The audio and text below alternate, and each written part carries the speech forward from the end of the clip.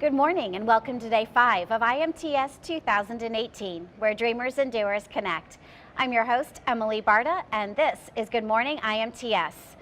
Okay, have you heard the news? This is a record-breaking show. We are slashing records all over McCormick Place here in Chicago, one of which being the amount of square footage on the show floor, the amount of exhibiting booths on the show floor, and the amount of exhibiting companies that are represented here at IMTS 2018. So guess what? There are technology trends located everywhere. And we have Tim Shinbara, who is the Vice President of Technology for AMT, the Association for Manufacturing Technology, to talk to us more about tech trends in advanced manufacturing. So Tim, what tech trends are you seeing on the trade show floor? Oh, good morning, Emily. Lots. There are a few that continue to show up, and we see it really prevalent here at IMTS, and that would be the digitization. And what we mean by that is not just taking analog into digital ones and zeros. We're seeing connectivity through digital technologies. We're seeing visibility through controls and machine tools and other pieces of equipment. And then it's even getting past just that. Now we're starting to see more device interoperability, which is a whole technology trend in and of itself. Well, talk to us a little bit more about that device interoperability. So what we mean when we say that is the ability for equipment and technology to communicate, but also operate in and among themselves. One of the biggest trends we see are starting to become almost a decentralized way to interoperate.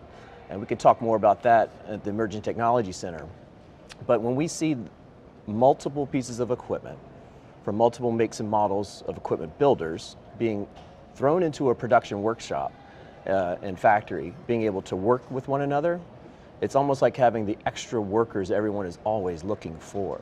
But it's the intelligent side of it that has really become prevalent now. It's not just getting it digital and getting visibility, it's that the equipment is really working in among themselves for you, the factory owner. Well, what's now, what's new, what's next is the theme of the Digital Transformation Emerging Technology Center, which is located in the lobby of the North Building. That's booth 236700. What is being displayed there?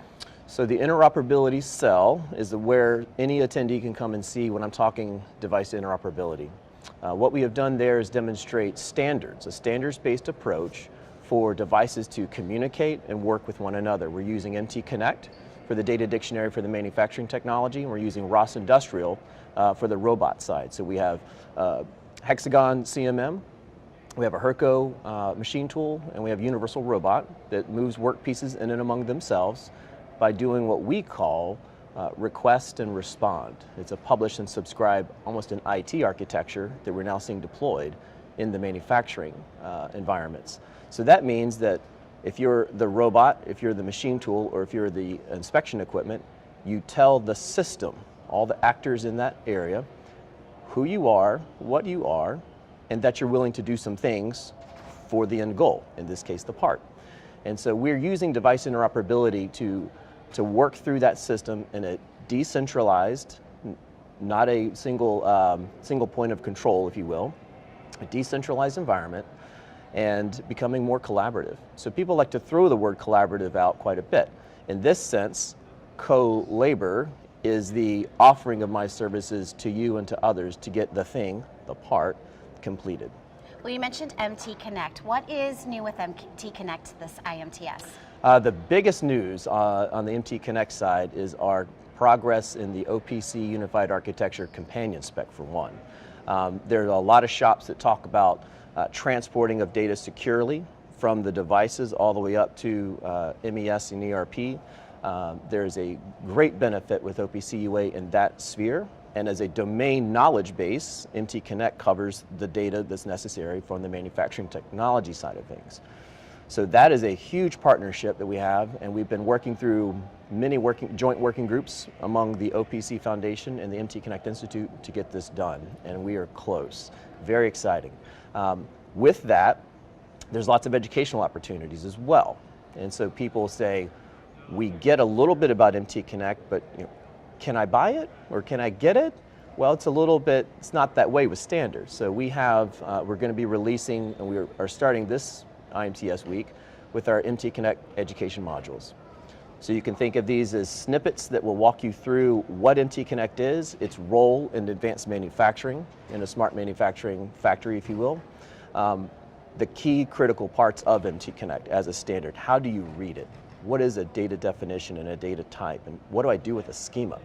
So we walk people through all of that through our educational modules, and we'll have a full release of all the rest on Manufacturing Day this year. Which is October 5th, so coming up very quickly. Very quickly. With these educational modules, how will we have access to them? Where will we find them? How will we use them? So MT University, which is a site that AMT owns, and we will be using a learning management system to track people's educational module usage. That is good for the user because they get to see scores or areas which they want to maybe go back and do some more or get some help. We get to see the information about not only that, but what modules should we be including. So there's a lot of, people talk about the data intelligence, there's a lot of data intelligence just in the educational module system. But MT University is where they need to go. Educational modules will be there for the first year, all academics for free. And we'd love to hear from people who are starting to use it because we want to make the product as best we can. So we talked about education. What about research? How has research in manufacturing technology progressed recently? We, the industry, have benefited from a lot of headlines, additive being a primary one, but also digital, artificial intelligence, machine learning. What we're seeing is we now have vast areas of where this research is being published, where it is being talked about, captured in proceedings. So whether it's Manufacturing USA Institutes, or it's a 4-year research university, or if it's an international academy like CIRP, the pervasiveness of all things going on in manufacturing research is increasing and accelerating. So what we have done at AMT, and if you remember back in 2016 show, we talked about tech trends as a tool.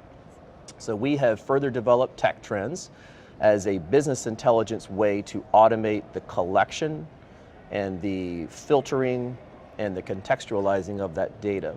And so what we have now brought this year is AMT Research. AMT Research is an add-in through Microsoft. So as most folks we've talked to are doing a lot of research papers and documenting within Microsoft Docs, and we understand that in Word. So what we have done is created a plugin that allows them to utilize the search functionalities based on our business intelligence engine, MT Insight, at AMT for their research, whether it augments what they're talking about, helps citations, or helps them know where do I go next if there was a term they didn't know about before. So for anyone that doesn't know about this Microsoft app, where can they go to get it? How can they use it on a daily basis? Actually, if you go into the Microsoft Word executable, there's under the add-ins you can search for AMT Research, and they will find it and it'll be plugged into their Word document the next time they open it up.